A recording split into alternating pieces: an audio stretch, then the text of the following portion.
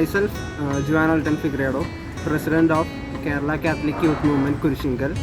We have been delivering food to the patients of Medical College in Kalamassery for the past 6 months. It started as a charity week for us. There are like hundreds and hundreds of patients who are waiting for food. So we decided that we would do this every month and has been doing this for the past 6 months.